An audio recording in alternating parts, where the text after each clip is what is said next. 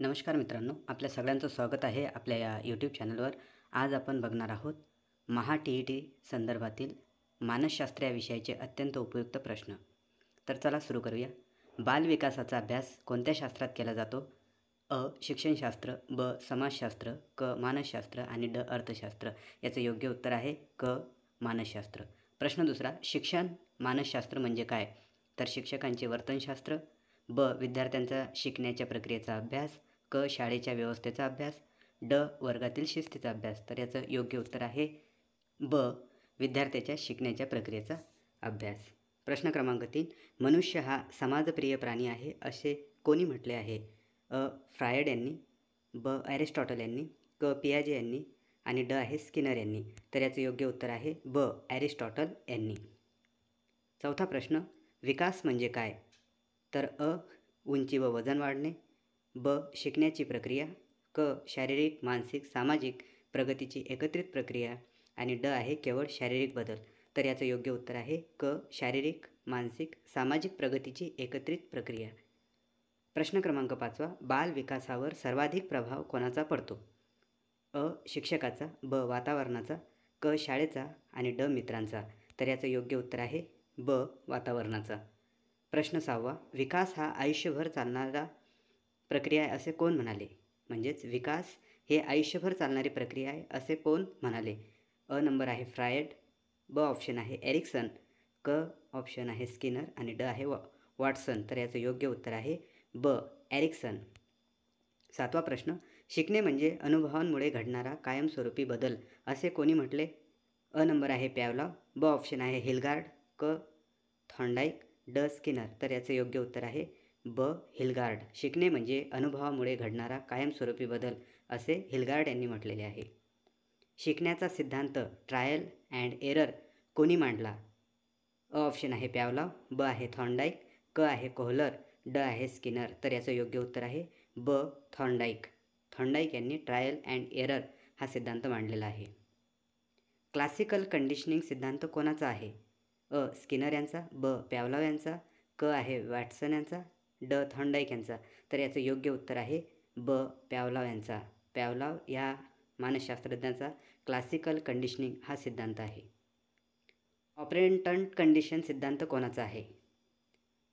अ. Skinner यांचा, ब. पॅवलॉव यांचा, क. थॉर्नडाईक यांचा आणि ड. आहे कोहलर यांचा. तर याचं योग्य उत्तर आहे स्किनर.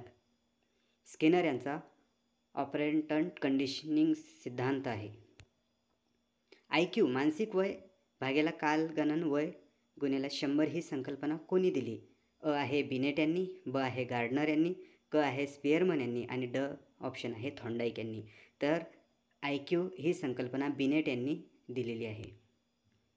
गुणाकार बुद्धिमत्तेचा सिद्धांत कोणी मांडला? अ. ऑप्शन आहे थर्स्टन, ब. ऑप्शन आहे गार्डनर, क. ऑप्शन आहे पियाजे, ड. ऑप्शन आहे फ्रायड. तर याचं योग्य उत्तर आहे ब. गार्डनर.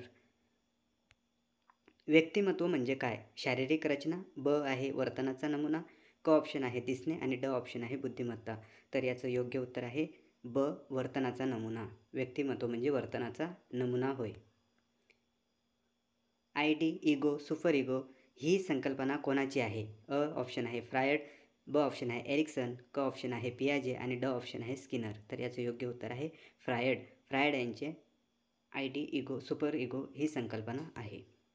स्व-अवधारणा सेल्फ कन्सेप्ट कोणाशी संबंधित आहे?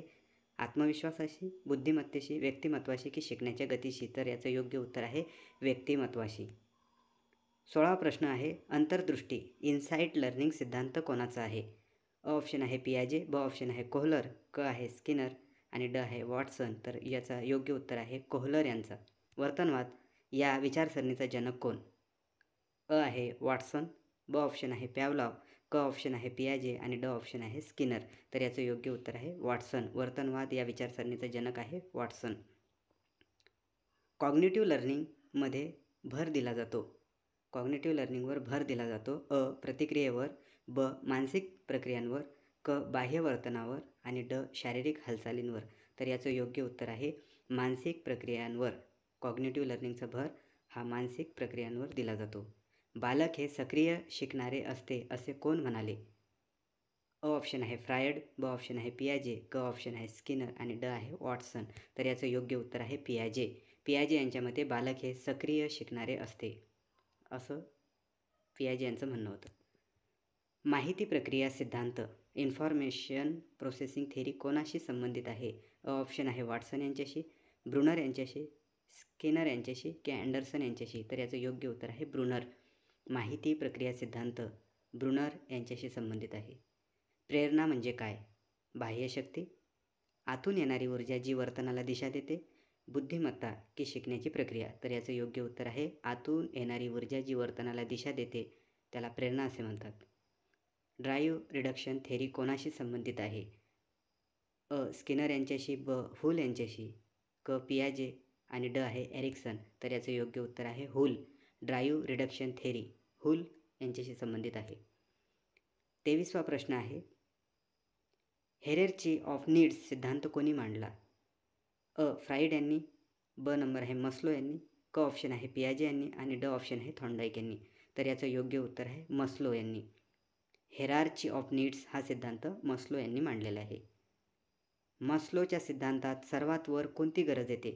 अ सुरक्षा गरज, ब ऑप्शन आहे सामाजिक गरज, क ऑप्शन आहे आत्मसिद्धी गरज आणि ड ऑप्शन आहे जैविक गरज. तर याचं योग्य उत्तर आहे आत्मसिद्धी गरज. मस्लोच्या सिद्धांतात सर्वात वर कोणती गरज असेल तर ती आहे आत्मसिद्धीची गरज. शिक्षणातील सर्वात मोठी प्रेरक शक्ती कोणती? अ ऑप्शन आहे बक्षीस, शिक्षा, क ऑप्शन आहे यशाचा आनंद आणि ड ऑप्शन आहे स्पर्धा. तर याचं योग्य उत्तर आहे यशाचा आनंद. शिक्षणातील सर्वात मोठी प्रेरक शक्ती जर कोणती असेल तर योग्य उत्तर आहे यशाचा आनंद. भावना म्हणजे काय? अ ऑप्शन आहे विचार प्रक्रिया, ब ऑप्शन आहे शरीरातील स्थायी अवस्था, क ऑप्शन आहे मनातील तीव्र प्रतिक्रिया आणि ड सवय. तर भावना म्हणजे मनातील तीव्र प्रतिक्रिया. फिअर कंडिशनिंग कोणाशी संबंधित आहे? फिअर कंडिशनिंग कोणाशी संबंधित आहे? अ ऑप्शन स्किनर, वॉटसन, पियाजे की फ्रायड. वॉटसन यांच्याशी फिअर कंडिशनिंग संबंधित आहे. भावनिक प्रगल्भता म्हणजे भावनांचे नियंत्रण व योग्य अभिव्यक्ती, भावनांना दाबून ठेवणे, सतत हसणे, भावनांना महत्त्व न देणे. तर याचं योग्य उत्तर आहे भावनिक प्रगल्भता म्हणजे भावनांचे नियंत्रण व योग्य अभिव्यक्ती. डिसलेक्झिया म्हणजे काय? डिसलेक्झिया म्हणजे काय तर बोलण्यात अडचण, वाचनातील अडचण, क ऑप्शन आहे लेखनातील अडचण, ड ऑप्शन आहे गणितातील अडचण. तर डिसलेक्झिया याचा योग्य उत्तर आहे वाचनातील अडचण. वाचनातील अडचणाला डिसलेक्झिया असे म्हणतात. डिस्ग्राफिया म्हणजे काय तर वाचनातील अडचण, लेखनातील अडचण, गणितातील अडचण की ऐकण्यातील अडचण. तर याचं योग्य उत्तर आहे लेखनातील अडचण. डिस्ग्राफिया म्हणजे लेखनातील अडचण होय. शिकण्यातील अडचणींचे मुख्य कारण काय असते? शिक्षक, वातावरण, वैयक्तिक फरक की अभ्यासक्रम. तर याचं योग्य उत्तर आहे वैयक्तिक फरक. शिकण्यातील अडचणींचे मुख्य कारण काय असते तर वैयक्तिक फरक. स्पेशल एज्युकेशनचा अर्थ सर्वांसाठी समान शिक्षण, ब ऑप्शन आहे विशिष्ट विद्यार्थ्यांसाठी अनुकूल शिक्षण, क ऑप्शन आहे केवळ उच्च बुद्धिमत्तेच्या विद्यार्थ्यांसाठी शिक्षण आणि ड ऑप्शन आहे तांत्रिक शिक्षण. तर याचं योग्य उत्तर आहे विशिष्ट विद्यार्थ्यांसाठी अनुकूल शिक्षण म्हणजेच स्पेशल एज्युकेशन. इन्क्लुसिव्ह एज्युकेशन म्हणजे काय तर सर्व विद्यार्थ्यांना एकत्र शिकविणे, फक्त हुशार विद्यार्थ्यांना शिकविणे, स्पर्धात्मक शिक्षण की खाजगी शिक्षण. तर याचं योग्य उत्तर आहे सर्व विद्यार्थ्यांना एकत्र शिकवणे म्हणजेच इन्क्लुसिव्ह एज्युकेशन होय. वर्ग व्यवस्थापनाचा मुख्य उद्देश काय आहे? विद्यार्थ्यांना घाबरणे, शिस्त राखून शिकवण्याचे वातावरण तयार करणे, क आहे शिक्षा देणे आणि ड शिक्षकाला नियंत्रण ठेवणे. तर याचं योग्य उत्तर आहे शिस्त राखून शिकवण्याचे वातावरण तयार करणे म्हणजेच वर्ग व्यवस्थापनाचा मुख्य उद्देश होय. वर्गातील शिस्त बिघडल्यास शिक्षकाने काय करावे?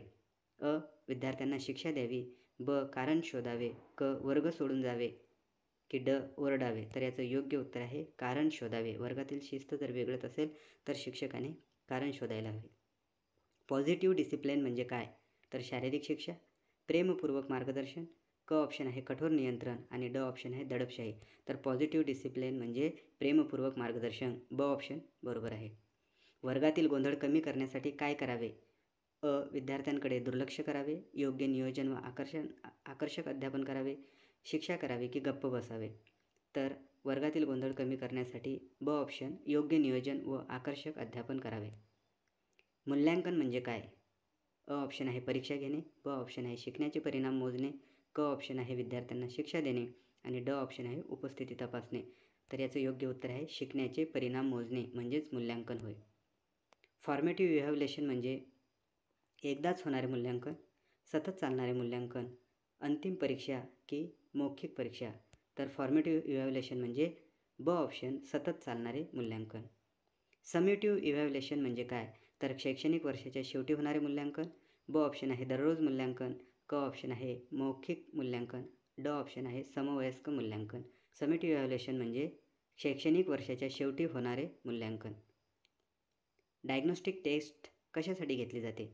विद्यार्थ्यांची शिकण्यातील कमतरता ओळखण्यासाठी, ब वार्षिक निकालासाठी, क ऑप्शन आहे शिक्षकांचे मूल्यांकन करण्यासाठी, ड ऑप्शन आहे वर्ग शिस्तीकरिता. तर याचं योग्य उत्तर आहे विद्यार्थ्यांची शिकण्यातील कमतरता ओळखण्यासाठी डायग्नोस्टिक टेस्ट घेतली जाते. अचिव्हमेंट टेस्ट म्हणजे काय? अ ऑप्शन आहे विद्यार्थ्यांची सध्याची ज्ञान पातळी तपासणारी चाचणी, भावनात्मक चाचणी, क ऑप्शन आहे बुद्धिमत्ता चाचणी आणि ड ऑप्शन आहे सामाजिक चाचणी. तर याचं योग्य उत्तर आहे विद्यार्थ्यांची सध्याची ज्ञान पातळी तपासणारी चाचणी म्हणजेच अचिव्हमेंट टेस्ट होय. बाल्यावस्थेत सर्वाधिक विकास कोणाचा होतो? अ ऑप्शन शारीरिक, ब ऑप्शन सामाजिक, क ऑप्शन मानसिक आणि ड आहे सर्वांचा. तर याचं योग्य उत्तर आहे सर्वांचा. बाल्यावस्थेत शारीरिक, सामाजिक, मानसिक या सर्वांचा विकास होत असतो. पियाजेच्या मतानुसार बालक कोणत्या टप्प्यात तर्कशक्ती वापरते?